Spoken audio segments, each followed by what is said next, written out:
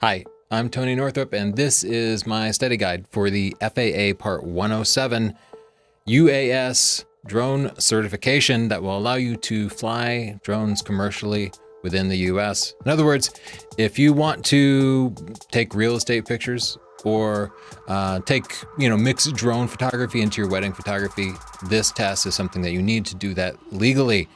Read the description down below. I have included a table of contents because this is a very long video. It will let you jump to the parts that you're most interested in. You probably will not absorb all this information the first pass, so you might want to revisit some of it. The table of contents also links to my free study guide that will give you more information in written form and links to things like practice tests that can also help you get through it. Why would you want this? As I mentioned, you need it if you want to legally, commercially fly drone for, say, photography purposes in the United States. And that kind of includes YouTube because you can make money from YouTube. So it's kind of considered commercial. The FAA hasn't been prosecuting YouTubers like, say, Casey Neistat. But at the same time, for us, it's a good idea to do it even if we use drones in our YouTube videos. How do you do it? Check the description down below. My study guide will have like specific phone numbers you can call, but basically you'll make a phone call. You'll call up the agency, the testing agency, and you'll give them your full name and your date of birth and like your county of birth and like weird information like that. And then they will call a testing center in your area, schedule a time for you, and you'll go and take the test. Sometimes you can even schedule it for the same day, so you don't necessarily need to plan way out. I just planned one day out and that was fine. When you show up to the test, you bring your ID and basically nothing else. You can't bring a phone or anything. You can bring in a 4-function calculator, meaning like addition, multiplication, subtraction, division, nothing more complex, but I didn't need a calculator at all. And they did offer to loan me one while I was there. The test can take up to 2 hours, but I only needed like 45, 50 minutes to actually take it. It's 63 or 64 questions and you need to get 70%. Multiple choice test. They give you 3 multiple choice answers. So 1 correct answer, 2 wrong answers, which makes it actually pretty easy. And I found that there's always one distractor, one wrong answer that's super easy to eliminate. So even if you don't know a question, there's pretty much a 50-50 chance that you'll guess it right. I've taken probably in the ballpark of 40 different types of certification exams in my life. And I think this was the single easiest one I've ever taken. Nonetheless, there's a lot of weird information to go over. So I'm going to try to just give you all of that information. This is not how I'm going to teach you to fly drones safely. This is how to get you through the test. Check our channel. We have a whole bunch of videos that can help you like properly fly drones and choose between different models of drones and get great photos with drones, that type of thing. This is for the certification test. This is the question you're going to be asking yourself frequently as we go through the material and as you take the test. Why the hell am I learning this bizarre information? Why do you want me to know the Class B ceiling of a particular airport when I can't fly over 400 feet and I definitely can't fly near an airport? Why do I need to know how to read these bizarre 1950s weather reports when I could just open up a weather report on my phone and get way more detail? I know. I'm not the one making the test. I'm not the one saying that this is important for you. That's the FAA. But think of it this way. You get a glimpse into this long history that the FAA has of providing really safe air travel. It will give you an appreciation for what pilots go through and an appreciation of the greater airspace in the United States. You will be a pilot. You will be an airman. Granted, it's a remote pilot, but you will have a glimpse into that world, and it's fascinating and it's historic. I found the whole process fun. So you often think that this isn't that practical. Nonetheless, it's cool. And if you want to do this professionally, it's absolutely necessary.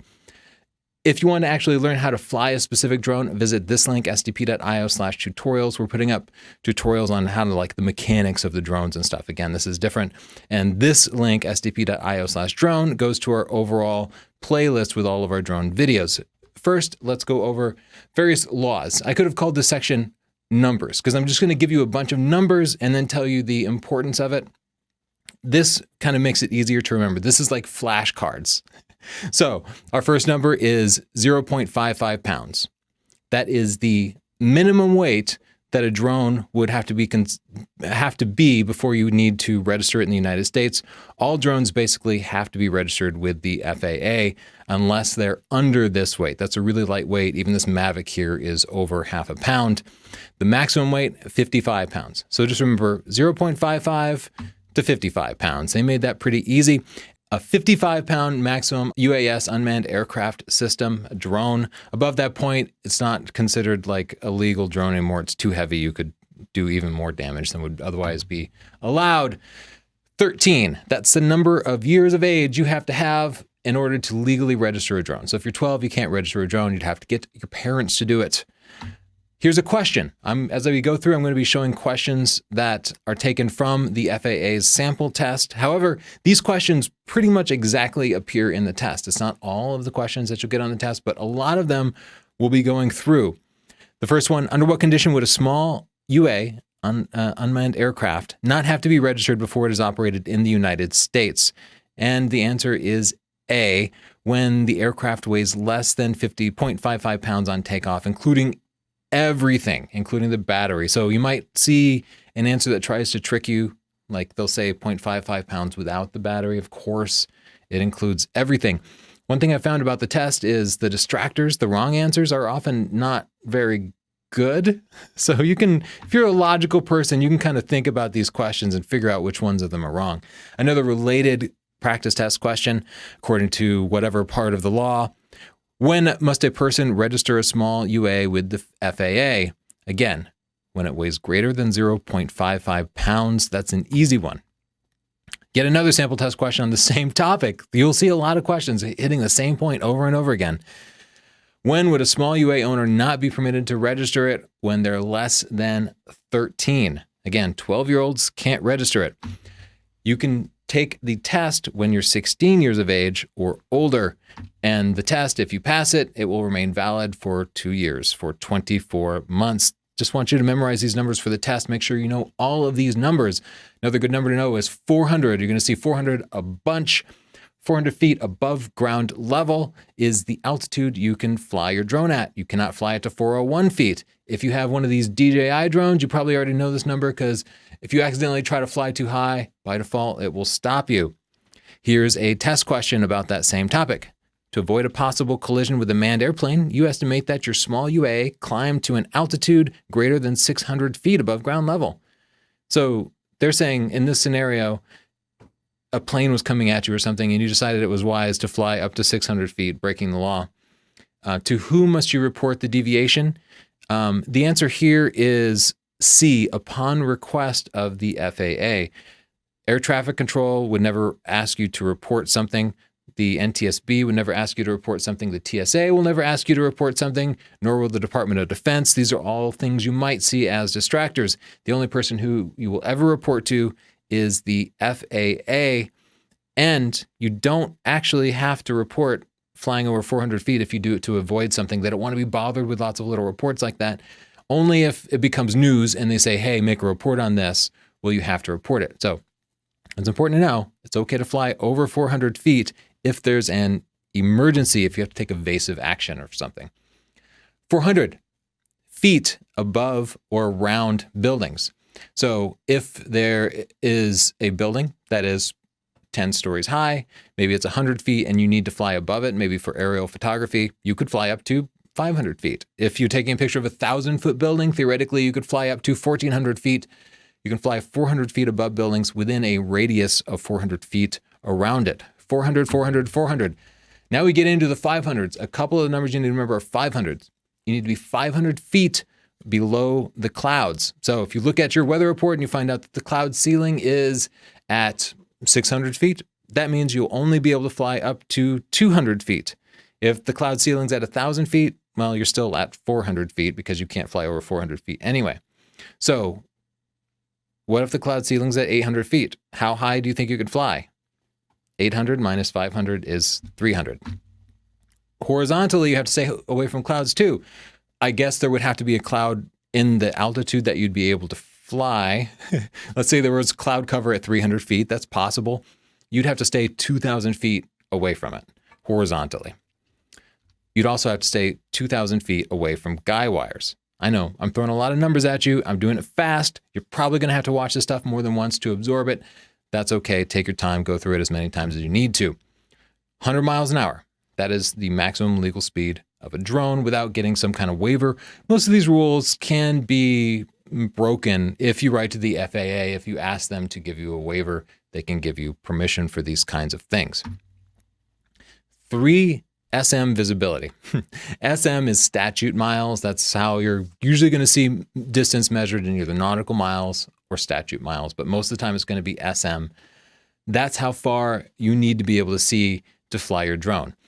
They kind of measure visibility, based on if there's a lot of haze or fog, your visibility is going to drop down, and they don't want you flying unless the official visibility is 3 miles. Now, that doesn't mean you can fly out 3 miles because you have to maintain visual line of sight. You have to be able to see it, and you certainly can't see it at 3 miles away, even if you have 3 miles of visibility.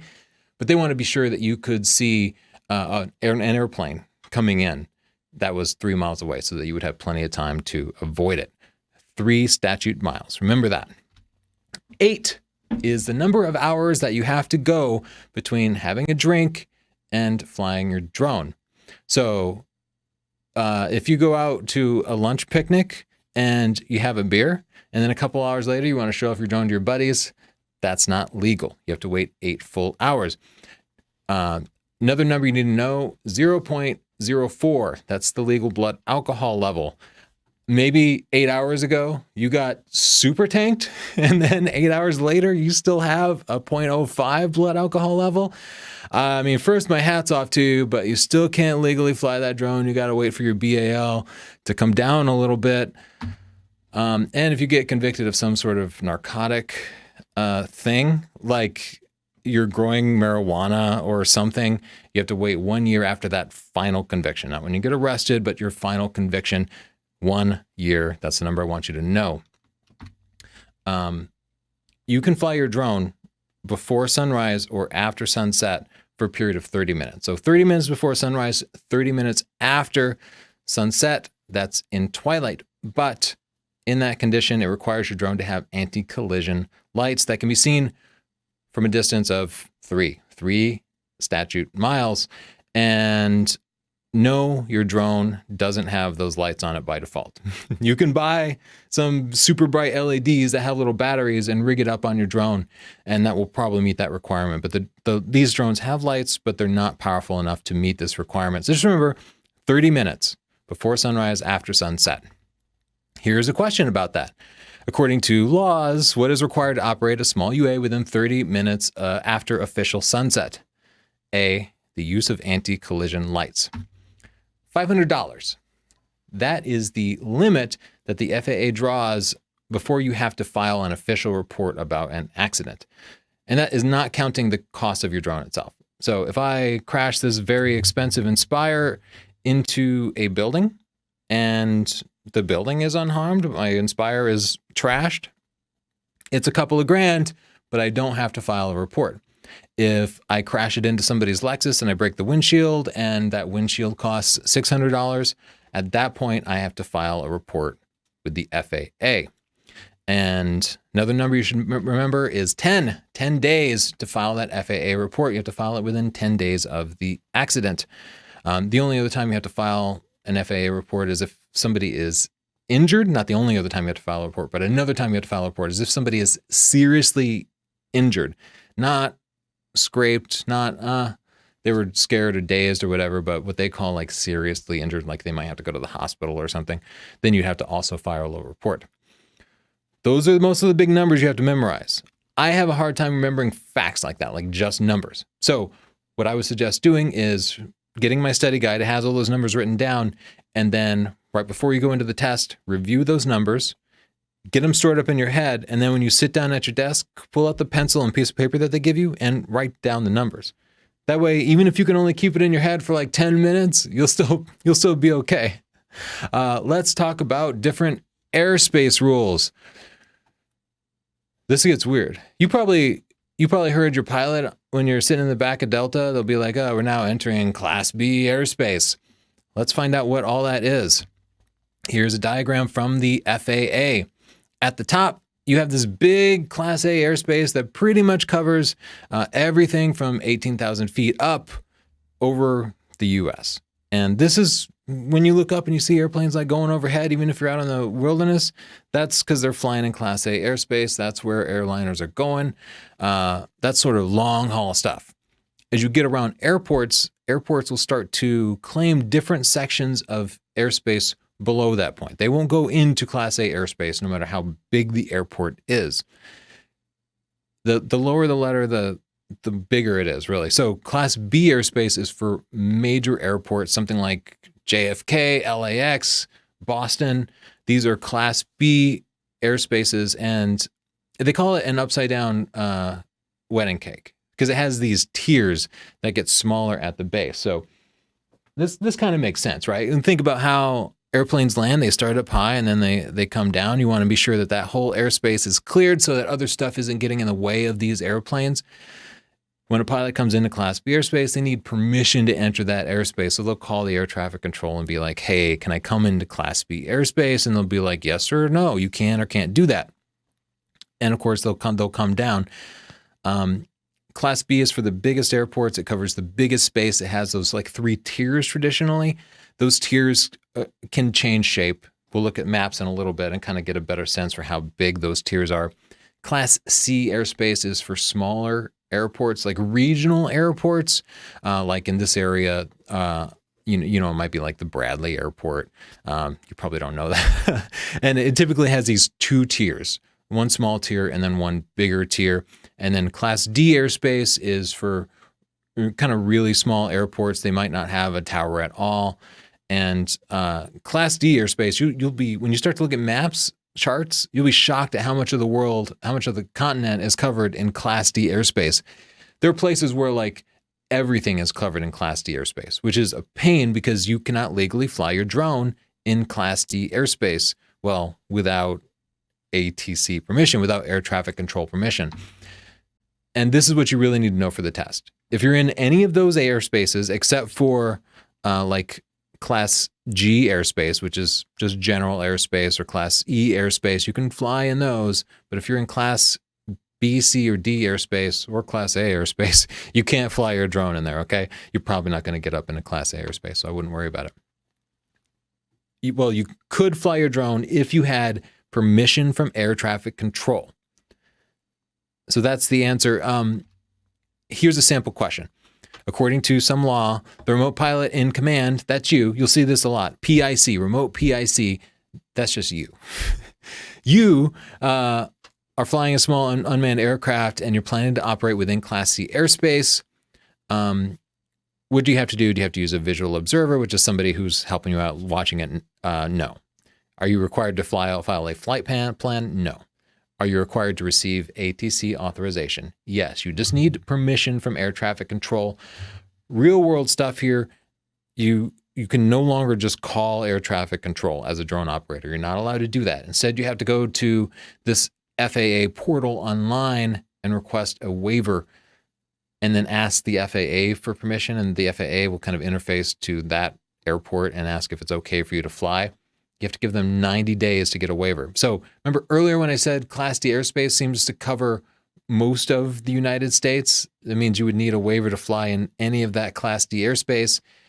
And to fly it, you would need to file it 90 days ahead of time and get permission. Not everybody gets permission to fly in this Class D airspace.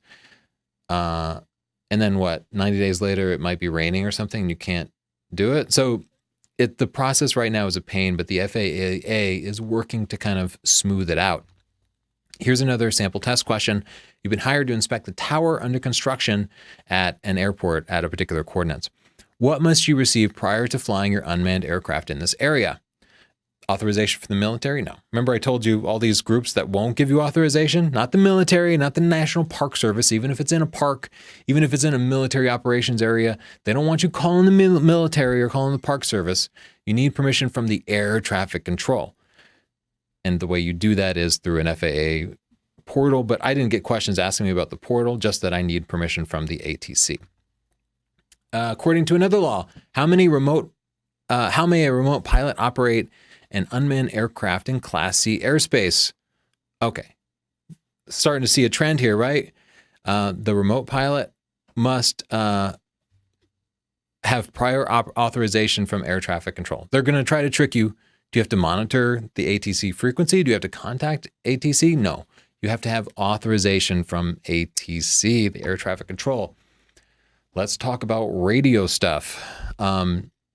These FAA guidelines go way back before apps and web services and stuff, when you'd like talk into your radio like they do on, Top Gun to get, that's just how stuff works.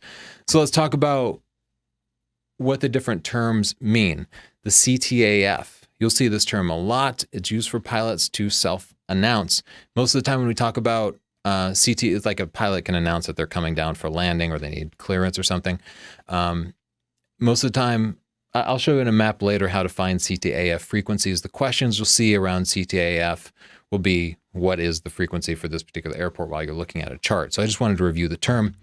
Multicom is what you do when there's no CTAF frequency. It's just basically these kind of reserved frequencies that pilots can use for really the smallest of little kind of dirt airports and stuff. Like little small airports will use multicom, and just know these two numbers, 122.9 or 122.95. That's for multicom. Unicom is often the same as CTAF, rather than just everybody kind of communicating to each other. We'll cover it a little bit more in a second. And if you see the term AWOS, that's for weather broadcasts.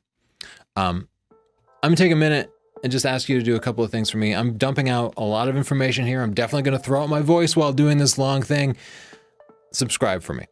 I will have lots of videos about drones, using your drones, reviewing drones, as well as how to get awesome aerial photography. This is primarily a photography channel, but we also cover the usage of the mechanics of it, as well as how to do things well and get great pictures out of it, and kind of the business of being a professional photographer, and drones are a big part of professional photography.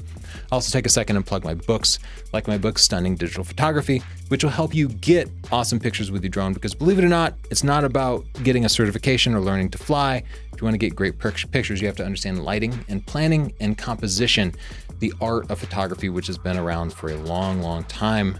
I teach that with video. In case you hate reading books, you can just watch the 14 hours of video in Stunning Digital Photography. Now, it's the #1 best-selling book in the world. Go to Amazon, look up Tony Northrup, and you'll see all these books. Or if you want worldwide shipping, go to sdp.io/store. The ebooks start at $10. The paperback books are like $20 or more. You might also want to check out books on Lightroom, which helps you organize your photos and do light editing, and Photoshop, which will teach you how to really get your pictures just perfect. That's important. Even if you're doing realtor photography or some other type of commercial photography, you're going to need to know those things. Let's talk about radio talk. You've heard it, because I know you're like me. You've watched Top Gun like 17 times, and they talk like this. So you're familiar with it. Like they won't say just, I'm on frequency 129. No, they'll say 129er.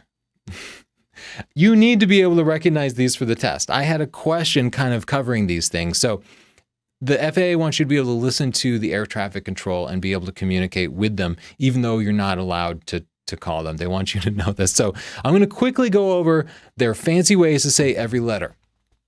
You probably heard these, like Alpha, Bravo, Charlie, Delta. That's A, B, C, D. The reason they do this is they need to be crystal clear when they communicate on kind of old-timey radios, which might have static. Like these are analog radios, which can have some kind of interference. So if you just say, I'm on ABCD, did you say like D or B? You know what I mean? It can be hard to understand. But if you say Bravo and Delta, there's no doubt which of those two words you said. So it adds clarity. And you don't need to be able to talk perfectly in this pilot language, but you do need to be able to recognize the real and fake words. So you might see on the test, Alpha Betty. It's not Betty, it's Bravo. So I'm just going to read these to you, and that's probably going to be enough for you to recognize the words that are valid and are not valid. Remember, Niner, Alpha Bravo, Charlie Delta, Echo Foxtrot, Golf Hotel. India Juliet Kilo Lima. Mike November Oscar Papa. Quebec Romeo Sierra Tango. Uniform Victor Whiskey X-ray. And the last two, Yankee and Zulu. You'll hear a lot of these in movies, and they will usually pick the coolest sounding one. So they'll say Zulu a lot and Victor a lot because those are cool sounding words. They'll say whiskey a lot too. You won't ever hear them really say Quebec. Quebec just doesn't sound as cool as like Alpha Tango Whiskey Foxtrot. Okay, let's talk a little bit about physics because the FAA wants you to know the basics of, mostly like plane physics handling. And this is one of those times when you're going to be asking yourself, what the hell is this about? Why do they want me to know about the stall speed of a fixed wing aircraft when I'm flying a quadcopter? They just do. Okay, so let's talk about stalls. If plane's going along and it's loses speed, or if it pitches up too fast and it doesn't have enough speed, it stalls, and suddenly it loses lift and it will just flop down like that. Stalls are bad. The key thing you need to know about stalling is it happens when the plane exceeds the critical angle of attack.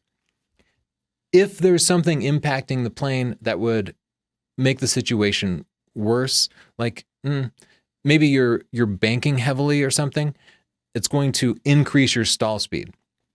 I just wanted to point that out because it sounds a little counterintuitive. Like, it sounds like increasing your stall speed is a good thing, but that means that instead of, you stall when you're going too slow. So instead of having your stall speed at 100 miles an hour, if you increase your stall speed, it means you'll actually stall at 150 miles an hour. So increasing your stall speed makes things more dangerous. Here's a question related to that topic. A stall occurs when the smooth airflow over the unmanned airplane's wing is disrupted and the lift degenerates rapidly. This is caused when the wing exceeds its critical angle of attack. Now, there's a lot of information just in that question, and this tells you a lot about what the FAA wants you to understand in this test. Like, they could have just said what causes a stall, but they put all this information in the question itself about lift degenerating because they just want you to appreciate the complexity of airplanes and how everything works. There's unnecessary information in that question that tells you something. The load factor is basically how much pressure is on an airplane. Now, if it's in a heavy bank, of course, that's adding some G's to it, right? You're putting more pressure on it. And they want you to understand that. It increases during turns, and that can cause the plane to do some erratic stuff. You might exceed the load factor for the airplane if you have a bunch of weight on it and you're banking heavily, something like that. It's not likely to happen in a quadcopter scenario, especially because you're not really adding extra weight to most quadcopters, nor are you kind of banking like that. But they want you to understand that and be able to calculate the load factor on mostly fixed wing aircraft. So you'll see this little chart here, and if you get a question about it, they'll show this chart to you, and then they'll also show you an index that says, say, a bank angle of 60 degrees will give you a load factor of 2. What this means is, let's look at a sample question about this. When operating an unmanned airplane, the remote pilot should consider the load factor on the wings. Consider that the load factor on the wings may be increased any time the center of gravity is shifted rearward to the aft CG limit, the airplane is subjected to maneuvers other than straight and level flight, or the gross weight is reduced. So this is one of those questions where you can easily eliminate one of them. Like, for sure, reducing the weight of an airplane isn't going to increase the load factor. Like, even if you don't know anything about this, you could figure that out just by reading the question. So when you're in doubt, read things through carefully. In this case, the load factor is increased by any sort of maneuvers. Another question, if an unmanned airplane weighs 33 pounds, what approximate weight would the airplane structure be required to support during a 30-degree banked turn while maintaining altitude? A lot of information there. The key numbers are the airplane weighs 33 pounds, and a 30-degree banked angle. So let's go back to our chart here. And as we go back to the chart, so you'll look at 30 degrees and you'll go up here and you'll see it's at like 1.1. And there'll be a chart too, so you won't have to use this visual diagram. You'll multiply 33 times 1.1, and that will get you to about 38 pounds. You know, it would have to be like 1.5 to get to 47 or something less than 1.1 to get to 34. This is like the one time you might need that little 4-function calculator, but depending on how good you are at math, it might be easier than that. The center of gravity. Of course, we all have a center of gravity. If the center of gravity is way at the back, everything like leans back. If the center of gravity is way forward, everything kind of leans forward. Planes have a center of gravity too, and how, depending on that center of gravity, where it's positioned, it might cause the plane to lean back or to lean forward. And, you know, again, with this type of quadcopter that most of us are going to be using, you're probably not shifting the center of gravity around. Maybe if you have an Inspire and you stick a big heavy lens on it or something, you might shift the center of gravity, but even then you'd probably recenter it. Changing the center of gravity beyond the limits that the plane was designed for will negatively impact the handling and maneuverability. And that's what you should know. And that information about the allowable center of gravity, whether it can be so much farther forward or so much further aft, that is supposed to be defined in like the UAS flight manual. This is stuff that doesn't exist except in FAA theory. Now, I have never seen any drone manual that says anything about center of gravity, but it exists in the FAA universe, and they want to test you on that. So here's a sample question. To ensure that the unmanned aircraft center of gravity limits are not exceeded, follow the aircraft loading instructions specified in the Aircraft Weight and Balance Handbook. That doesn't exist. No, it's the Pilot's Operating Handbook, or UAS Flight Manual. Now, you might be looking at those answers being like, I haven't seen the UAS Flight Manual. Again, doesn't exist. Fine. Okay, sectional charts. Man, hit pause, get yourself a cup of coffee or something, because these sectional charts are going to blow your mind. If you love great design, this might make you want to drink. Here's what a sectional chart looks like. And this is such a small piece of this. A sectional chart is actually a really big, massive, and scary piece of paper. We have one for this area, and it's absolutely huge.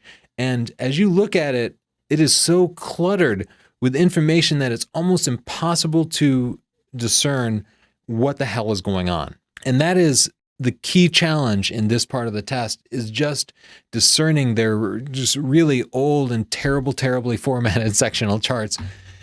I suggest you get the chart for your region. You can download older charts at sdp.io/chart. All like real pilots are required by law to carry one of these things around, and we do have a physical one. It's cool to have. You can just pretty much go on and buy one on Amazon or something, or stop by an airport in your area. They'll probably be able to sell you one. First of all, these sectional charts have a legend. And when you're taking the test, they will give you the legend. The legend tells you just about everything you need to know to get all those sectional chart questions correct. This is great news, because understanding these charts is a freaking nightmare and requires you to memorize lots of stuff, except you don't have to memorize it because of the legend. So let's look at the first part of the legend here. As we look at this, you can see they're telling you lots of things. They're showing you some diagrams of the airports here. They're telling you what, like, circle on an H, it's a heliport. And they're also telling you what, this is something you're more likely to see on the test, is the airport data. So over each airport, there's going to be a little diagram that has some of this information, not necessarily all this information. They don't put it there for everything, including like the code for the airport and the frequency for the airport. Look, if you're wondering what Unicom is, they might ask you what the Unicom frequency for an airport is. The legend will tell you Unicom and then point to an arrow that shows you the right number. So you might be feeling overwhelmed when the test asks you to find the Unicom for an airport. take a deep breath, look at the legend, and then just match it up. So you don't necessarily have to remember which of that mess of numbers is the Unicom. All of those different numbers are explained in the legend, so you don't have to memorize that. Here's another part of the legend. For example, this legend tells us that the blue lines here indicate Class B airspace, the magenta lines indicate Class C airspace, and then the dotted blue lines, Class D airspace. They tell you what the number in the box means. That's the ceiling of the Class D airspace. You can see Class E airspace for really small airports is in like this dashed magenta here. All those crazy lines, if you're wondering what they mean, come back to the legend. If you forget the difference between blue and magenta, as any person would, come back to the legend and you can see. There's a whole section here on the different towers and exactly what that means. You can see that they even tell you that this first number here actually means above sea level, while the second number in parentheses means above ground level. So even if you forget everything I taught you about charts and you get there, take some time and look at the legend and just refresh your memory. Let's take a look at what airspace looks like on a chart, how these, what they call sectional charts. I would call them maps. They call them sectional charts. Airspace indicates. Okay, so this is kind of my local area here, and the Groton Airport is here. And if you're wondering about the airspace, look, there's a dashed blue line right through here. And maybe you've already forgotten whether a dashed blue line is B, C, or D. Again, go up to your legend here, and here you'll see a dashed blue line is Class D airspace. See, you don't have to know anything about the chart. You can already figure this stuff out once you know how to piece it together. What frequency do you need if you want to contact the Groton Airport and you're in an airplane and you have a radio and you're not flying a drone because it wouldn't be legal, but they'll want you to know how to do this? Well, it's going to be the 125.6, but if you were confused about that, again, you could just look at it. What does the number 25 in the box mean there? See number 25 in a box? If you're not sure what that means, go back, look at the legend again, and you'll see, like, they have an example here, number in a box. That's the ceiling of the Class D airspace in hundreds of feet. So the number 25 in a box, that means the ceiling of the Class D airspace is 2,500 feet. The top of it. Meaning if you were a private pilot in like a manned airplane, you could be cruising along at 2,600 feet and not have to call in for permission to enter. That's what that number means. I know these charts are overwhelming, but I promise if you take it and you look at tiny small pieces of the chart and you refer to the legend, you can make sense out of it. Even full-blown pilots with many years of experience are frustrated and confused by the maps. So if it feels overwhelming, I get it. This is the Boston area, Logan Airport. And what you'll see here are concentric blue circles. Remember when I showed you that chart of the upside down wedding cake? That's what these are indicating, the different altitudes of the Class B airspace around Logan. You'll see some numbers here, 70 over 30. This is the upper and lower limit of the Class B airspace. It's not 70 feet and 30 feet. No. The FAA has decided to drop 2 zeros from the numbers. So 70 means 7,000, 30 means 3,000. They often do this, and so they will never drop 3 zeros or 1 zero. They will always drop 2 zeros if they're dropping zeros. It is a weird standard that you don't really see in other places on the planet. Like they could drop 3 zeros and put a K there and call it like 7K over 3K, and that would make sense to most humans. But the FAA has their own kind of way of doing this, and it's worked out great for a long, long time. If you look closely at this, you can actually see a little diagram of what the runways look like at Boston Airport. And you can see that, oh, there are some little mountains here. If you were to look really closely, you could see the exact elevation of these different peaks. All the information is there. The hard part is weeding out the information you need from the stuff you don't necessarily need. Here's a super close-up of those numbers. And this is how you need to think about the charts. You need to look really close. When you get this close, it can start to make sense and not be overwhelming. Here's a question from their practice test, but it's just like you'll see on the real test. What is the floor of the Savannah Class C airspace at the shelf area, the outer circle? And then they're going to give you three numbers, 1,300 feet. And in this particular question, you'll probably see maybe it'll be 25 over 13. 25 would be the ceiling of the Class C airspace, and 13 would be the floor of the Class C airspace. Because remember, it's like a tier. It's floating out there. These numbers are always above sea level, which is MSL, not AGL, which is above ground level. If you have a hard time remembering if it's sea level or ground level, well, the legend tells you that, so you can refer back to that. You can also think back to the history of the FAA, because the FAA was founded before like proper computers and electronics and GPS and stuff. So somebody in an airplane, they could have an altimeter, which would use barometric pressure to kind of determine what their altitude was based on the air pressure. But of course, that altimeter would only know above sea level. It wouldn't be able to tell if you were flying over a mountain or something.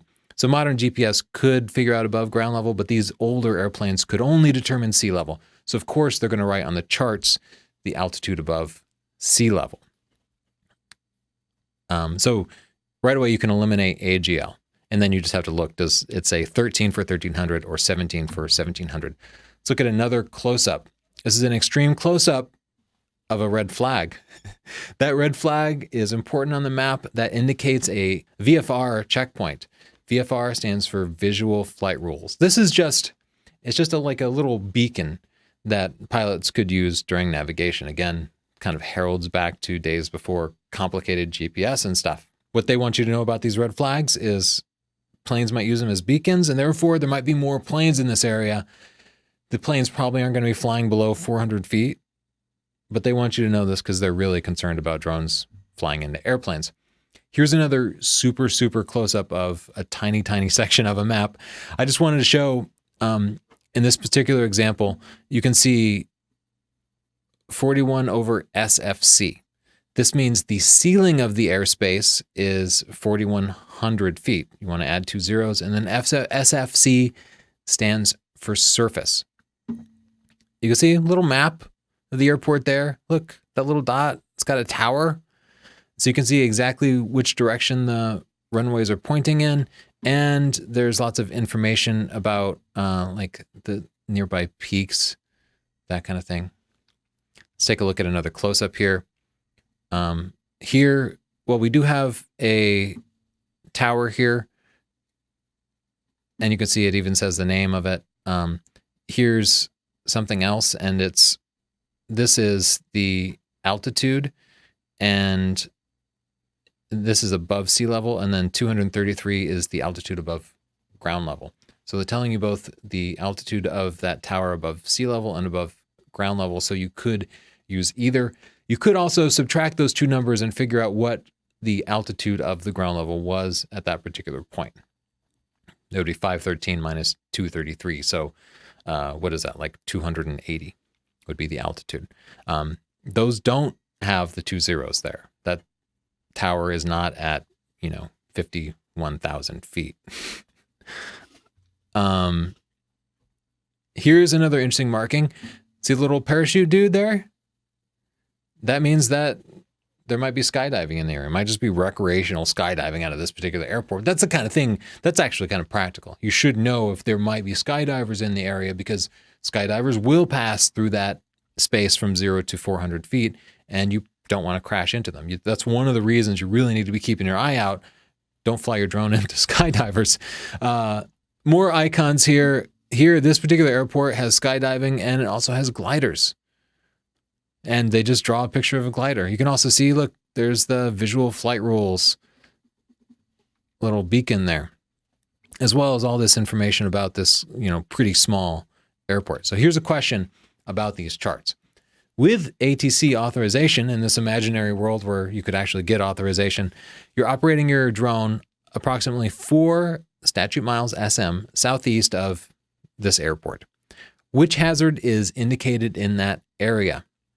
High density military operations in the vicinity, an unmarked balloon on a cable, either above ground level or above sea level. Again, it's probably going to be above sea level. And in this, I'm not showing you the right chart, but you'll see a picture of a balloon when you look at this particular one. Just know that when you actually find the location on the chart, there's going to be a picture of a parachuting guy or a balloon, and sometimes there'll be a note that just says the balloon. I'll give you links to these practice tests so you can actually take them. I don't want to give away the answers to the actual practice test so much because I want you to actually work through it. So at another airport, which frequency should be used for CTAF communications? If you're like, how do I know which of those numbers is CTAF? Come back to your legend. See here, see the legend says follows the Common Traffic Advisory Frequency, CTAF, indicates this little C. So you can just look at the airport data, see the C? That means that it's this number here. And the star here indicates that it operates only part-time. It's all in the legend. You might have been tempted to look at this number. That's the ATIS, the Automatic Terminal Information Service, which might have information on rental cars or whatever. So when in doubt, go back to that legend and just make sure that you're looking at the right number. Let's move on. Okay, you'll see these like kind of blue paths here. Those are just indicating frequent flight paths. And all the FAA wants you to know about these is that there might be more airplanes in there.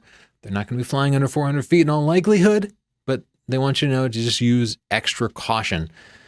Let's talk about prohibited areas. These maps will have lots and lots of prohibited areas and military operations areas, lots of places either you shouldn't fly at all or you should use caution around. And the prohibited areas, you just shouldn't fly. And this is the one from the FAA samples, but it's actually indicating Camp David, where presidents like to vacation and stuff. So they don't want any air traffic over this place. Restricted areas are not as restrictive as prohibited areas. They have different types of rules and stuff. And here's a sample restricted area. Again, the legend will tell you that these like blue lines with the lines here indicate a restricted area, but they also tend to just write it out. There's numbers here that start with the R and then have a code. If you look at your sectional charts over in the bottom or the margin of the sectional chart, there'll be some notes about when exactly it's restricted. Usually there's some sort of hours. And I think the test will even ask you to look up a phone number there. I don't actually see any phone numbers in my sectional charts, but they will have frequencies where you can listen to get some information about whether it might be in use or not. Specifically, the FAA wants you to know this language about restricted areas. Restricted areas denote the existence of unusual, often invisible, hazards to aircraft, such as artillery firing, aerial gunnery, or guided missiles. Restricted areas. Just want you to associate in your mind that language. Let's talk about the MOAs, the military operation areas. Here's an example of the military operation area on a map. These are places where, people might, the military, Air Force, Navy, anybody with planes might be flying exercises, used to live in an MOA. It's not like they're deserted areas. They can have, towns and neighborhoods and stuff. And when the military would be doing exercises, I'd get weird, huge dual rotor helicopters or a convoy of massive cargo planes coming in at 600 feet and just causing my whole house to shake. These MOAs are kind of all over the place, and it doesn't mean you can't fly in an MOA, but the FAA wants you to exercise extreme caution, of course, because it really can be dangerous, and they really do fly very low often, and to just check the information in your chart or your sectional. We'll talk about those docs in a little bit. Military training routes, which might be indicated with the letters MTR, IR, or VFR. Here's an example of what they look like on a map. This is the FAA sample. You can see this particular one shows IR 037. And that's just an example. You might also see it indicated as VR, not VFR, but VR. Here's a sample question related to it. The chart shows a gray line with VR 1667, VR 1617, etc. Could this area present a hazard to the operations of a small UA, unmanned aircraft? in general, they're not going to present you a question and the answer be like, no, you're fine, just do whatever. They're always going to present hazardous situations. So right away, we could pretty much eliminate no as an answer, even if we had no idea what it was talking about. In this particular case, the answer is B. Yes, these VR lines indicate military training routes that go from the surface to 1,500 feet above ground level. We know it's 1,500 feet because it's a 4-digit code. You probably won't need to know that in the test. Either way, it goes down to ground level, and that indicates that planes really might be flying under 400 feet, so it really could be an issue for you. Let's talk about the difference between latitude and longitude. You're going to nail this because you went to the 3rd grade, so you probably already do know this, but if you forgot, latitude goes north and south, like climbing a ladder. Longitude goes east and west around the Earth. It's long because the Earth is kind of fat because it spins and stuff spins to the outside a little bit. Latitude, north and south. Longitude, east and west. You need to know that, and you need to be able to find specific latitudes and longitudes on a map, on their sectional charts, on their crazy sectional charts. It can be difficult for your eyes to actually find the latitude and longitude numbers. So I'm showing this close-up of one section of a sectional chart that shows a latitude and longitude over the ocean, so there wouldn't be so much clutter. But you can see 41 degrees. Do you think this is indicating latitude or longitude? The answer is latitude, because this is indicating how far north it is of the equator, 41 degrees north of the equator. So what do you think, if we were to scroll up a little bit, what do you think would be up there? Would it be 40 or 42? The answer is it would be 42, because 0 latitude is on the equator, and then the numbers go up from there. All the examples are going to be in the northern hemisphere in all likelihood. 70 degrees here, that's indicating the longitude east and west, 70 degrees west of like Greenwich probably. And so as we go west, as we go to the left, those numbers will increase. So the next one to the left would be 71.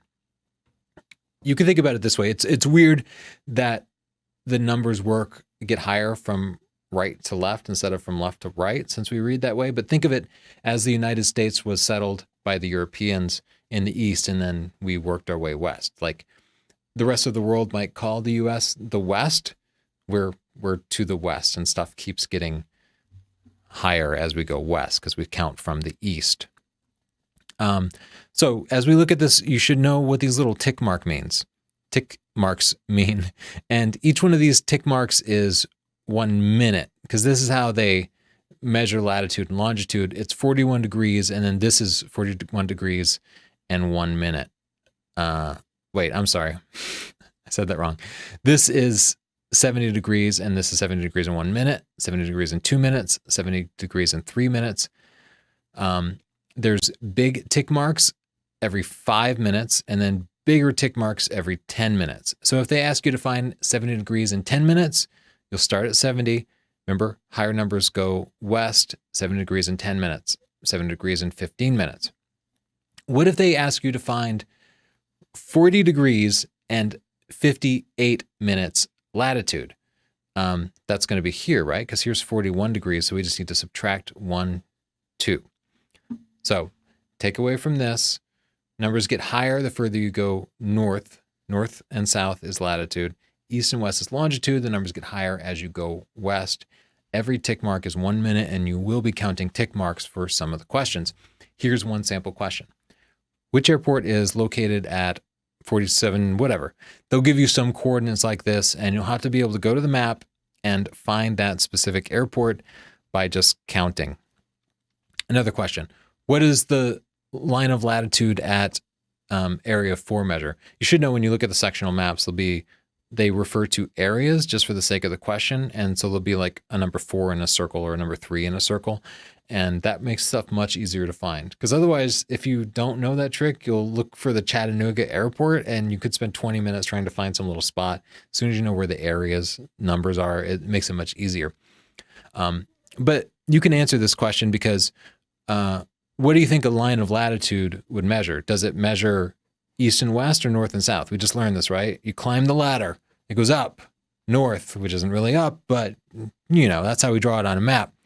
So it's not latitude, it's not the degrees of latitude east and west, latitude's north and south. So right away, we know it's going to be B. You don't even have to look at the chart. I just want to mention there's two types of north, true north and magnetic north. True north you could follow it and go straight to the equator. Magnetic north, those little magnetic compasses that the Boy Scouts get, they're not 100% accurate. And those were in a whole lot of airplanes. I mean, they're still in airplanes, but that's entirely what pilots used to have to rely on, is this true north. So it doesn't always point to true north. It can point in some other direction. This map from the FAA kind of shows you just how much variation there might be between true north and magnetic north. So you can imagine you could get yourself real lost if you're using your magnetic compass thinking that is true north. So you will sometimes see the FAA differentiate between true north and magnetic north, but generally on those maps, you're looking at lines that indicate true north. Let's talk about airports.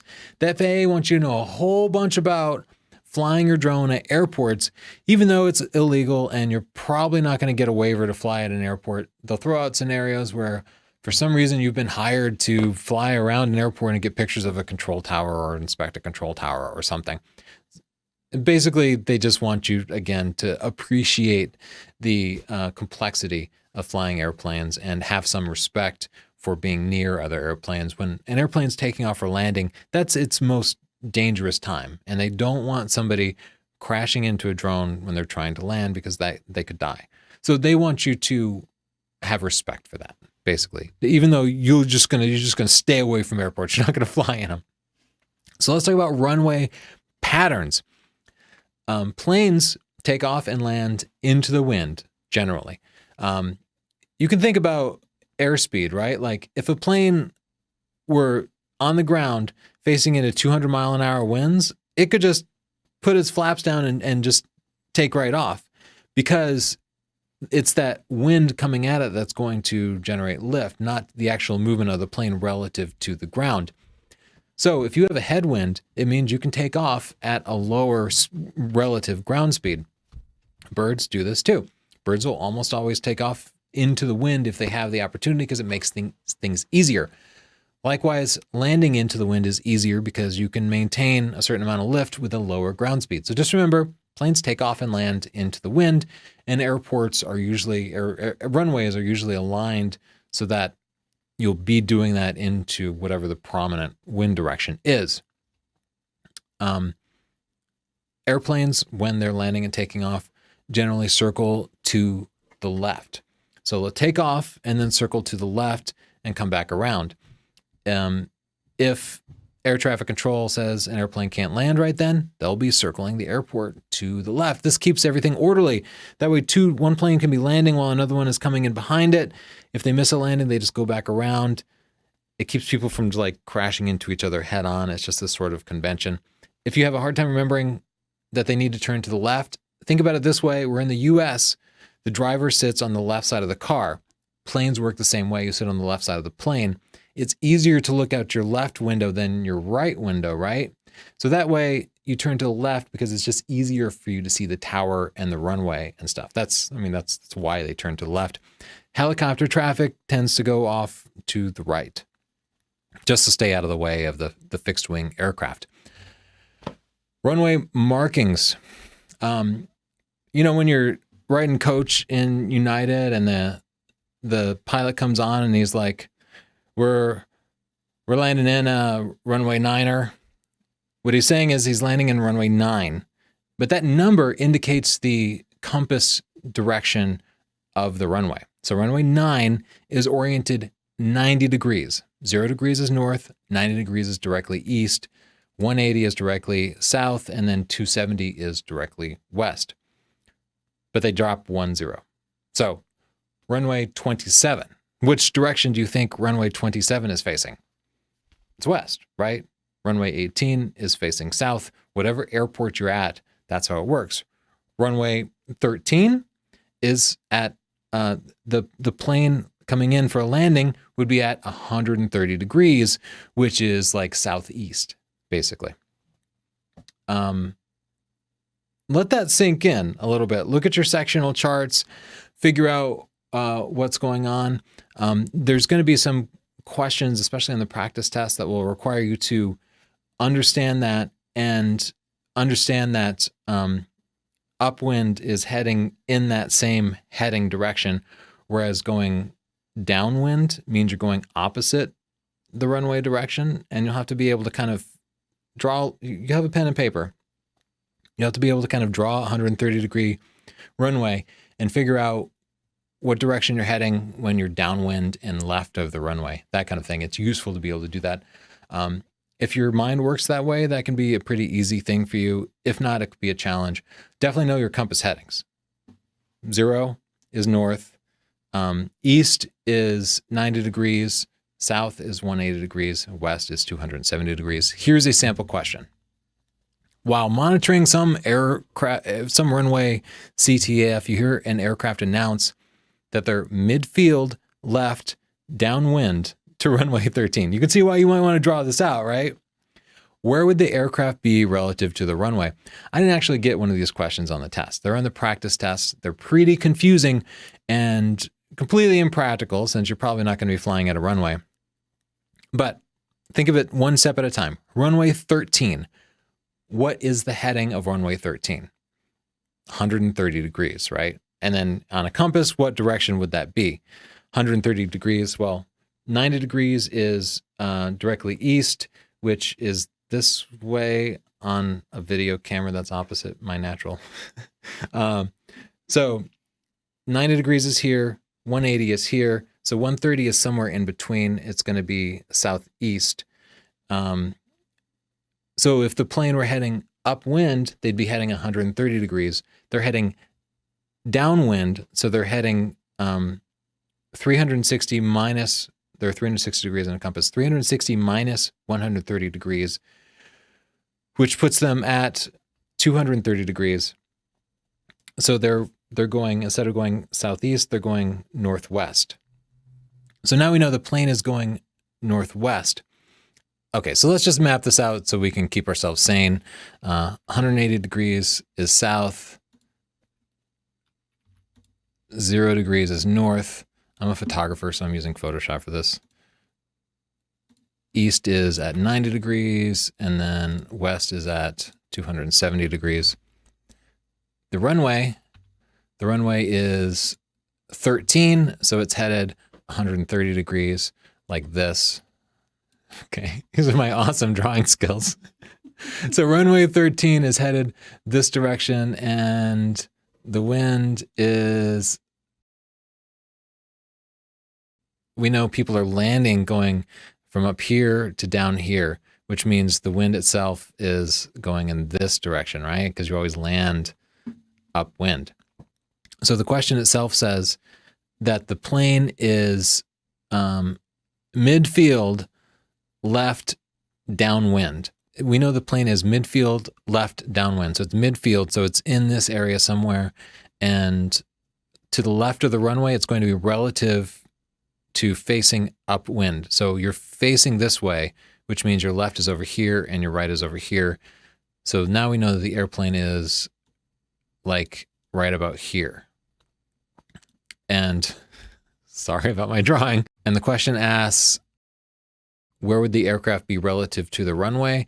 The aircraft is east. I mean, it could be northeast, but north isn't the option because that would be confusing. So it's actually northeast, but if anything, the aircraft is east. The theory that they want you to know is, like, you might be flying around where you're theoretically listening to this runway chatter. Where is that plane actually going to be, assuming you can't see it? Let's talk about the different documents that the FAA wants you to know about. They're going to ask you questions like, which document should you refer to for this and that? The first is the user manual. This doesn't actually exist in the real world because DJI, most of the drone manufacturers don't include the necessary information in their user manuals, but the user manual is where you'll look for things like the maintenance schedule and how to care for your battery. So just know you should look in your user manual if it only existed. The maintenance schedule, again, the maintenance schedule is something the manufacturer is supposed to provide for you in the user manual, and they don't generally. If they don't provide a maintenance schedule for you, you're supposed to make one for yourself. Even though most of these drones aren't really user serviceable. So pretty much you just use them and then send them back when they break or throw them out. They're not really maintainable. That's real world stuff though. The test is not necessarily testing that, it's testing theory. So under what conditions should the operator of a small drone establish a scheduled maintenance protocol? You have to establish it yourself when the manufacturer does not provide a maintenance schedule. You'll see people online trying to figure out what the maintenance schedule is for their drone after having looked this up. And most of the time the answer is just, you could just sell it. Generally they can last several years, and that means that the maintenance, there probably won't be any required maintenance before you upgrade to the next model or something. But it's like uncharted territory. No pun intended. Sectional charts are the answers to lots of questions about what you should refer to for information about like Class D airspace. We looked at sectional charts earlier. It's this sort of chaos.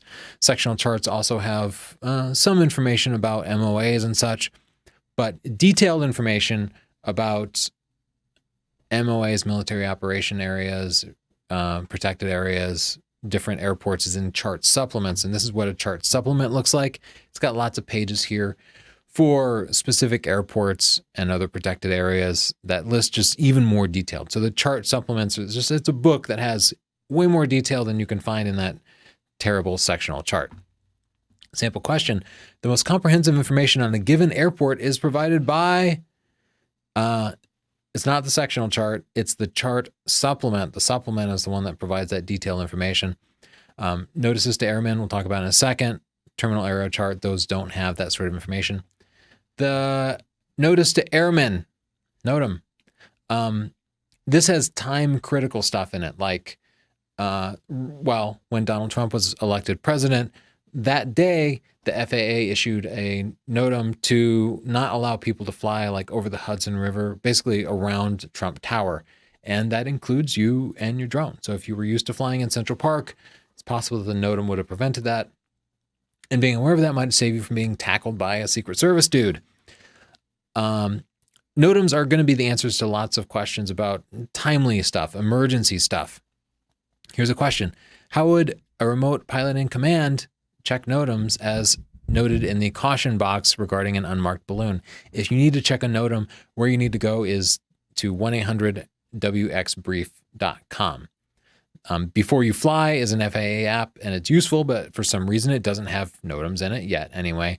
And they don't want you contacting their district office to find out if information about a balloon, right? So just go to this website, 100WXBrief.com, and remember that. Meteorological aviation reports have weather information, as do the Terminal Aerodrome Forecast, TAFs. And, well, right now, we're going to go over what those different reports are. I just wanted to familiarize you with those terms and let you know that they contain weather information. If there's questions about weather, that's where you should be looking. METAR looks like this. This is what a METAR report looks like. Oh my God, right? This seems completely indiscernible, like one of those secret codes you would get in your cereal. But I promise we're going to go over it for just a couple of minutes, and it's actually going to start to make sense. First up, that first block, that's easy. That's just the type of report. No problem. The second block, that is the 3-letter code for the airport plus a K. So this particular airport, the code is GGG. If you ever fly out of John F. Kennedy Airport in New York, it's JFK. So their METAR would say KJFK. Remember LAX, the LA airport? KLAX. That's all it is. So far, we've gone through a good section of it. Those first two words are really easy to understand. This one, also easy to understand once you figure it out. That Z at the end, that means, we call it Zulu because we talk like pilots do. that indicates UTC time, like Greenwich Mean Time, like universal time, not local time to the airport, but UTC time. So this is a time code. The first two digits of that time code indicate the 16 indicates that's the day of the month. So this weather report was issued on the 16th day of the month. They don't put the month because you're not going to be looking at it if it's a month old, right? And then the next four numbers here, 1753, that indicates the time of day.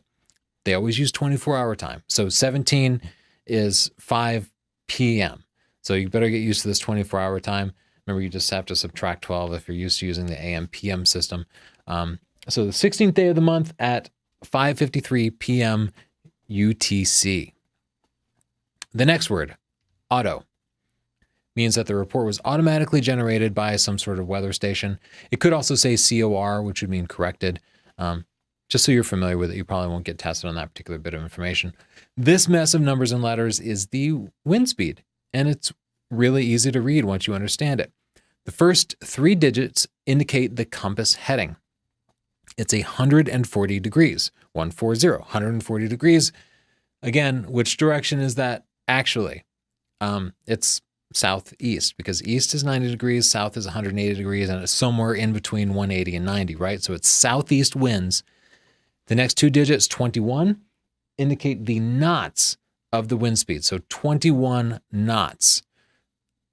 And then you see G26, 21 knots gusting to 26 knots. And they actually write KT here. And that helps you recognize that this is indicating wind speed because KT is the abbreviation for knots. So we can read that word as wind speed, winds at 140 degrees at 21 knots gusting to 26 knots. Here's an example of a test question where you might get asked about this. The wind direction and velocity at KJFK is from, and then you'll look at that report and you'll have to be able to figure it out. Another example, this is from a different report, but you can see here it says VRB.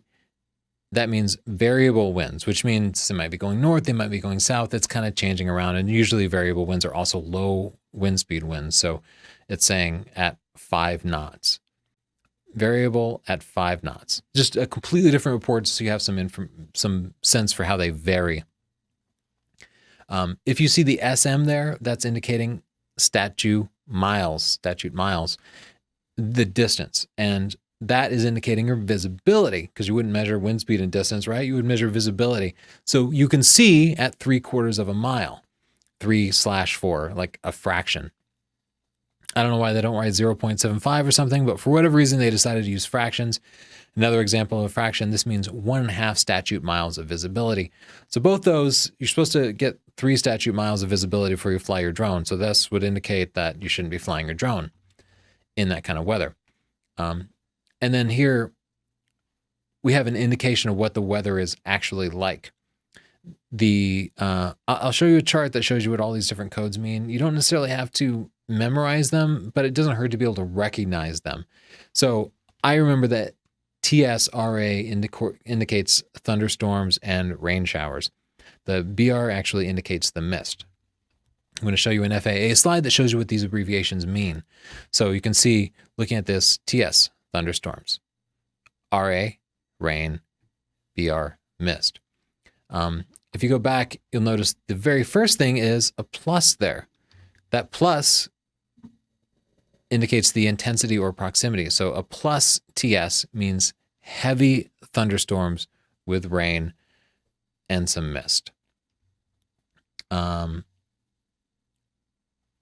don't want you to necessarily memorize every single one of these codes. Especially in the real world, you'll be using some app or something to tell you the weather. Just be able to recognize the most common ones, like SH is showers, TS is thunderstorms, and you should be fine for the sake of the test.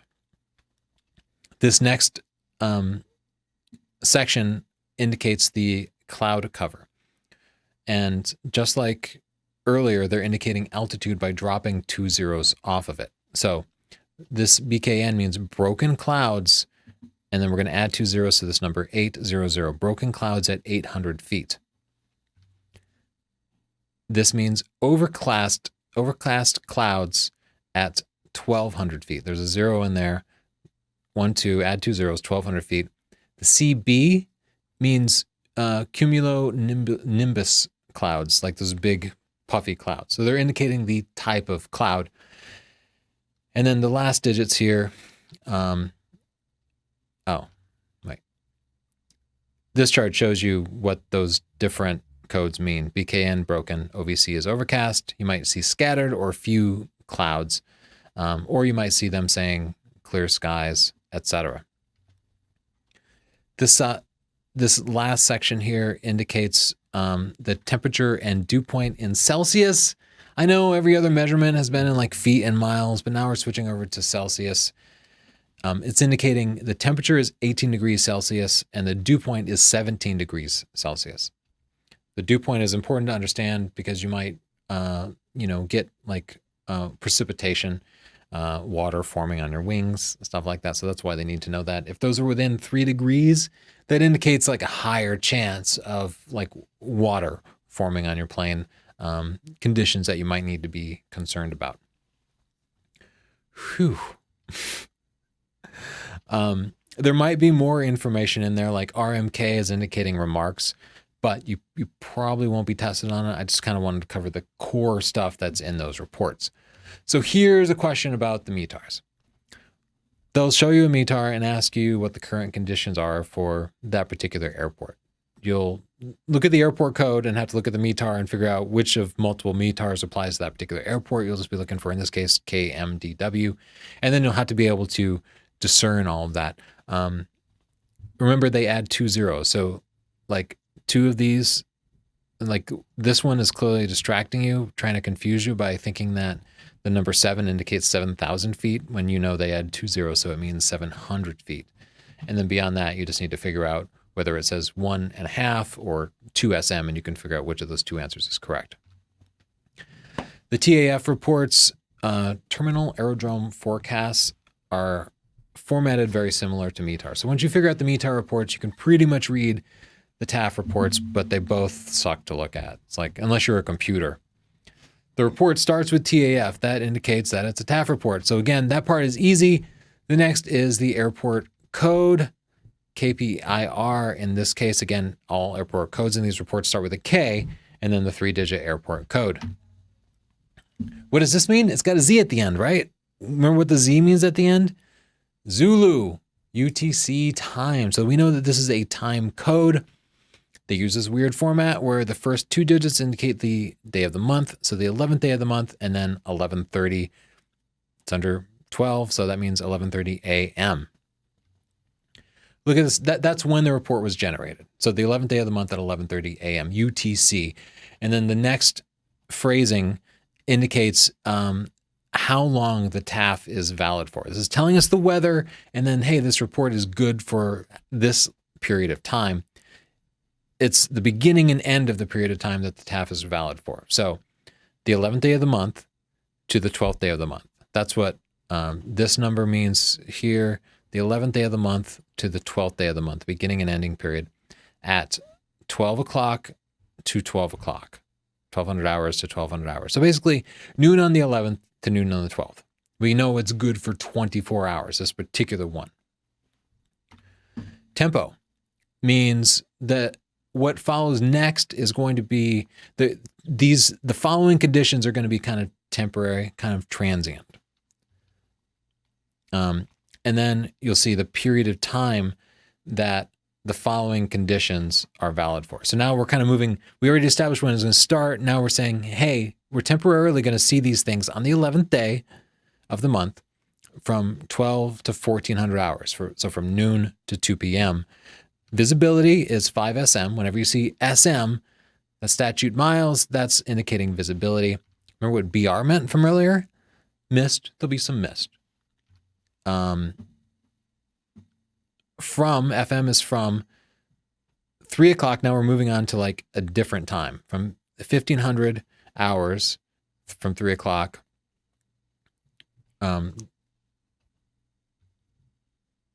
This code has a KT in it. Remember, KT stands for knots, which means the whole thing indicates wind speed. First three digits indicate the heading, just like METAR, so 160 degrees southeast at 15 knots, gusting to 25. So we see 160 degrees, 15 knots, gusting to 25 knots. And during this time period, SM, remember SM means statute miles. It's a measurement of distance. That's your visibility. So 6 statute miles, they just put a P if it's 6 or more. That means you have great visibility. And now this is a description of the clouds, the various cloud cover, because pilots care about clouds. SCT means scattered clouds at, what's the altitude here the clouds are at? Remember, we add 2 zeros. So 4000, 4,000 feet. Scattered clouds at 4,000 feet. Broken clouds at, add 2 zeros, at 2,500 feet. No, 25,000 feet. Broken clouds at 25,000 feet. It gets really confusing to add 2 zeros. It'd be way easier if you added 3 zeros, but that's not how they do it. Now, FM, that means from. So again, we're indicating a different period of time. The first 2 digits here, we have 6 digits here. So we know the first 2 digits indicate the day of the month. So this is the next day, 12 o'clock at midnight. 4 zeros means midnight. KT indicates that it's wind speed, right? 140 degrees at 12 knots. Our visibility, 6 statute miles. The P in there indicates that everything is good. Again, now we go into a description of cloud cover. You can see now it's just a pattern. Now we've already seen all the different things we're going to see in this TAF. It's now telling us that's what it was. You know, this is the weather from this time to this time. And then for the next block of time, this is what the weather's going to be like. So starting at midnight, we're going to see broken clouds at 8,000 feet, overcast clouds at 15,000 feet. And there's a 30% probability, prob 30 means a 30% probability on the 12th day of the month, 1200, 12th day of the month here. This is a time period with a slash in it from 0, which is midnight, to 4 a.m. of visibility dropping to 3 statute miles. 30% probability of that. TSRA, remember what that meant? Thunderstorms and rain. Broken clouds at 30, and then add 2 zeros at 3,000 feet. Cumulonimbus clouds. And then the next time period here from the 12th day of the month, from 4 a.m. all the way until midnight. This is a longer forecast, a longer period of time. The weather's probably going to stay stable. We have wind at 140 degrees at 8 knots. Visibility, 6 statute miles. So clear visibility. Scattered clouds at 4,000, feet. Overcast clouds at 8,000 feet. Temporarily on the 12th day of the month, from the 4th hour to the 8th hour, from 4 a.m. to 8 a.m., low visibility at 3 statute miles, thunderstorms and rain showers, and then overcast at 3,000 feet, cumulonimbus clouds. Whew. Not that hard. Not when you first look at it, it looks like it could never make sense to you. But I promise when you figure out just a couple of key things, you realize it's just repeating patterns. It makes sense. They actually label KT means knots, means wind speed. Times with a slash indicate a time period starting with the day of the month and then the hour. Let's talk a little bit about weather. They want you to understand the effects that changing weather conditions can have on the performance of your craft. You're going to see the term density altitude. Density altitude indicates, well, at higher altitudes, air is less dense. Most people know that. That's why when you get an airplane, the cabin has to be pressurized. So high altitudes have a low density of air. Low altitudes have a high density of air. They'll use the terms low density altitude to mean the density at low altitudes. And the term high density altitude means the density at high altitudes. So what do you think the performance of your prop is going to be at really high altitudes? Do you think it's going to have better performance at high altitudes where the air is thin, or worse performance? It's going to have worse performance, right? That's why you can't just fly your drone straight up into space, because at some point it would get high enough where the air would be so thin that it couldn't spin fast enough and it couldn't get enough lift. Air gets thinner, performance gets worse. at high density altitudes. Here's a question about that. What effect does high density altitude have on the efficiency of a drone propeller? Drone efficiency is decreased, like I just told you. Easy, right? They want you to know the term fronts. You know how the weather guy will say like, oh, there's a cold front coming in, there's a warm front coming in.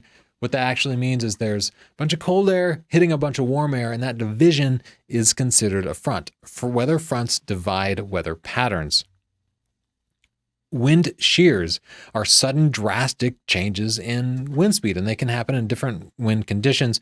But what I want you to know is that wind shears can happen at any altitude. They don't just happen on the ground. They don't just happen at higher altitudes. They can happen anywhere, and they can be dangerous. Now, as long as the wind shear, in practice, as long as the wind shear doesn't exceed the maximum speed of your drone and the drone has GPS and stuff, it's probably just going to hold mostly steady, maybe waver a little bit. But if the wind shear does exceed the maximum speed of your drone, it could get pushed beyond where you expect it to be. It could just suddenly take a jump 500 feet east, something like that. Structural icing is ice forming on the wings or the plane or something and actually like becoming part of the structure. It's scary. It's not something that you want. It can happen in a couple of conditions. You need some sort of water, some sort of precipitation, like it's raining or you're flying through a cloud, which you shouldn't be doing either of those, but they still want you to know about it. And it needs to be cold, like below freezing, so 0 degrees Celsius, where water freezes, or colder. Let's talk about the life cycle of a thunderstorm. You probably won't ever want to fly in a thunderstorm. It's scary, but they want you to know some information about it. Those big cumulus clouds, the big puffy clouds, those can become thunderclouds. Not all cumulus clouds become thunderclouds, but all thunderclouds start life as a cumulus clouds pretty much. The cumulus lifestyle, or the thundercloud lifestyle, starts with a cumulus cloud. It moves into the maturing stage and then ends in the dissipating stage. 3 stages of the thundercloud. The mature stage is the most dangerous and intense. I clearly don't want to fly in that. I just want you to know that the mature stage is the dangerous one. Cumulus cloud, not dangerous. It's obvious, right? Thunderclouds are dangerous. The dissipating stage is when it starts to disappear. And during the dissipating stage, you can see downdrafts start to occur. So I want you to know about that. Humidity drastically affects several different aspects of flying a drone. First, humidity makes air hazier. As photographers, we already know this. So it reduces your visibility, but it also makes the air a little bit heavier, which can actually make the efficiency of your drone a little bit better. Unstable air tends to be hot and humid. So hot and humid air will be the most unstable. It kind of makes sense, right? Like when you heat stuff up, it starts to move around a little bit more. So you could expect that. Turbulence is caused in air that is unstable and showery. I just want you to associate those terms. It seems obvious, right? Unstable air would lead to turbulence. Here's a question about that. What are characteristics of a moist, unstable air mass? Would you expect it to be smooth? No, you would expect turbulence, because I just told you unstable means turbulence. Turbulence and showery precipitation. It's confusing because moist air will reduce visibility and would create haze. You would never see smoke, you might see fog. And humid air can also be smooth air, but the key here is that they say unstable air. So that's why you know it's going to be turbulent air. Stable air, because it will often be heavy air, it'll have a lot of humidity in it, the visibility can be poor. And it can also result in a steady rain rather than like rain coming down in sheets and varying a lot. It can just be like a nice drizzle. Here's a question about that. What are the characteristics of stable air? Again, we might see, it probably wouldn't be good visibility because the humid air is going to be nice and stable. So it's going to be poor visibility and steady precipitation. Nimbus clouds are those big, heavy clouds. I kind of covered that already. Stratus are those high, wispy clouds. I just want you to know those terms. Let's talk about your team. The FAA doesn't want you to operate necessarily as an individual pilot, even though you can. They want you to consider the fact that you might have other people on your team. One of the team members you'll see referred to as a visual observer. Visual observer is not operating the controls. They're just watching the drone and looking out for obstacles. It's actually a good idea to have a visual observer. If you're going to put on some goggles and do first-person flying, which can be great for photography, you would legally be required to have a visual observer there because you have to maintain visual line of sight. So somebody has to be watching the drone, making sure it's not crashing into airplanes and stuff while you have those goggles on. You are the remote pilot in command. The remote pilot in command, the PIC, remote PIC, is the answer to a lot of questions. They're going to ask you who's responsible for this and that. The remote pilot in command. Let's look at some sample questions. When using a small drone in a commercial operation, who's responsible for briefing the participants about the emergency procedures? The remote PIC. It's almost always going to be the remote PIC. The only other time it's not is when they say, who helps the remote PIC do this? It's not the remote PIC, it doesn't help the remote PIC. In that case, it would probably be the visual observer. Whose responsibility is to inspect your drone to ensure it's safe? The remote PIC. Who's responsible for determining the performance of the drone? The remote PIC. They're asking you these because they want you to acknowledge that you are taking responsibility for everything as the remote PIC. I just want you to know the term crew resource management because this is the FAA's strategy for like keeping your team together and making sure that everybody's like sober and not roughhousing and causing problems and stuff. That's your job, again, is crew resource management. So crew resource management must be integrated into all phases of the flight, the planning phase, the actual flying phase, the maintenance phase, inspections phase. All of that involves crew resource management. Might be a question. Let's talk about risk and what the FAA wants you to know about it. They've identified a bunch of different risk factors.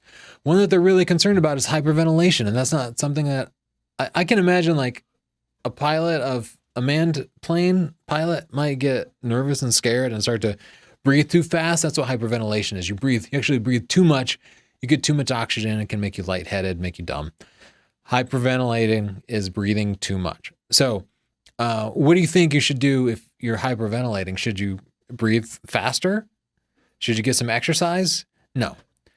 You might see questions asking you about hyperventilation. Don't breathe more. Calm down. Recognize that hyperventilation is bad. Alcohol is bad when you're flying a drone. Other times it's generally great. But if you're going to be flying a drone in the future, alcohol is bad, and they want you to know that, despite the fact that every small airport I've been to always has like a bar like right there. Anyway, it seems like pilots love alcohol, and the FAA recognizes this, and they want you to know alcohol and flying drones should never intersect. What is true regarding the presence of alcohol within the human body? A small amount of alcohol increases vision acuity? Do you think that's the answer? No. The FAA is not going to ask you a question that indicates that alcohol gives you some sort of superpower. If they ask about alcohol, the answer is going to be whatever the worst case scenario is, right? And in this one, alcohol causes judgment and decision-making abilities to be adversely affected, even small amounts of alcohol. This is a super easy, obvious question. The FAA just wants you to go through the process saying, yes, I know alcohol makes stuff worse for me. If you're hungover, even if it's been 8 hours, if you're hungover, you're still under the influence of alcohol, and you shouldn't be operating any sort of aircraft, including an unmanned aircraft. Fatigue is also one of those things that's bad, like alcohol, and they want you to know that. You're a remote pilot for a co-op energy service provider. You're going to use your drone to inspect some power lines. But as you drive out there, you become fatigued. And is that good or bad? Fatigue is bad, right? So fatigue can be recognized easily by an experienced pilot. No, again, it's going to be, if it's something dangerous, the answer is going to be the worst case scenario, as fatigue can be recognized as being in an impaired state, not the ability to overcome your sleep deprivation. No, that would put you in greater risk. Let's talk about how to scan the sky for threats. You need to make sure planes don't come in and crash into your drone, right? So they want you to be looking out. They don't want you to be like continuously like scanning left and right. No, what they want you to do is look at this section of the sky, stare at it for a few seconds, make sure everything's clear. Then look at this section of the sky, stare at it. Then look at this section of the sky and stare at it. That's how you scan. You don't continually scan. You don't use your periphery. You look directly at a space in the sky. This is from the FAA chart. You can see 1, 2, 3, 4, not back and forth nonsense, but you just look at the different areas, stare at them, make sure that everything is clear. Look for movement, like look for planes and stuff. It's effective. It's a more effective way to scan. So what technique should a remote pilot use to scan for traffic? Systematically focus on different segments of the sky for short intervals. Now you know that. Let's talk about a bunch of personality traits that don't make for good pilots. These are personality traits that increase the risk of flying. One is macho. Macho people do things to prove that they're the best or to show off or something. So maybe I take my drone dangerously close to people's heads to show what an awesome pilot I am. That's machismo, and it could lead to people being hurt. Impulsivity is a lack of planning. It's somebody who does something without thinking about it too much. Like if I'm just like, it's snowing, I think I'll just take my drone out. And that's impulsive. What's the antidote to impulsivity? The FAA might ask you what the antidote to any of these conditions are. The antidote to impulsivity is proper planning, recognizing that planning is important. Some people feel like they're invulnerable. They say, it can't happen to me. So what's the antidote to invulnerability is it can happen to me. Just like acknowledging, yes, these risk factors are real. I'm not perfect. Bad things can happen to me. What's another personality trait they want you to know about is resignation. People who have resigned themselves say, it doesn't matter what I do. The accidents are in the hands of the gods. It's just fate. It's going to happen or it's not going to happen. So I don't need to sweat it. It's out of my hands. They want you to know that the antidote to resignation is, yes, you are in control. You can mitigate risks. It is your responsibility. Another personality trait is anti-authority. People who are anti-authoritarian do things specifically to defy rules. FAA tells them not to fly over 400 feet. They're like, screw you, I'm going to fly at 600 feet. Rules should be followed. That's the antidote to the anti-authority personality trait. This is on the test. I know it seems weird. It's on the test. Here's one sample test question. Identify the hazardous attitude or characteristic a remote pilot displays while taking risks in order to impress others. Macho. Macho people take risks to impress others. You've been hired as a remote pilot by a local TV news station to film breaking news with your drone. You expressed a safety concern, and the station manager has instructed you to fly first, ask questions later. What type of hazardous attitude does this represent? And that's impulsivity, because he's doing away with planning. He's being impulsive. Crew resource management, I talked about this a little bit earlier. It needs to be integrated through all the different stages. This is how you manage your visual observer and you yourself as the remote pilot in command and anybody else who might be in your crew. Here's a question about it. Safety is an important element for a remote pilot to consider prior to operating an unmanned aircraft system. To prevent the final link in the accident chain, a remote pilot must consider which methodology. It's probably crew resource management, though this question is not clear to me at all because risk management is also a thing and something that should be considered as well as a safety management system. So some of the questions you're just like, I don't like any of those seem okay. And writing questions is hard. Let me tell you that. I've written thousands of questions. I used to work on certification exams for Microsoft and for like CISSP certifications, and writing questions is hard. And people who write questions often do a bad job of it because you have to write 500 questions and you get bored and tired. And pretty soon you're throwing out stuff that doesn't even make sense. That's one of those questions that just doesn't make sense. So I'm sorry, you'll have to see that. When adapting crew resource management concepts to the operation of a small drone, CRM must be integrated into, and again, they don't want, it's all phases of the operation because they will always err on the side of being too safe. They're never going to say, you don't have to worry about crew resource management for this phase, right? Err on the side of being too safe. Another local TV station has hired you to fly their drone. They've had a bunch of near misses and a couple of accidents. What is a solution to this? So, of course, they're going to err on the side of the safest thing. You don't have to study this. It should be obvious to you if you have common sense. Is the answer the news station does not need to make changes? Sometimes accidents are just unavoidable? No, of course not. The answer is the news station should recognize hazardous attitudes and situations and develop standard operating procedures that emphasize safety.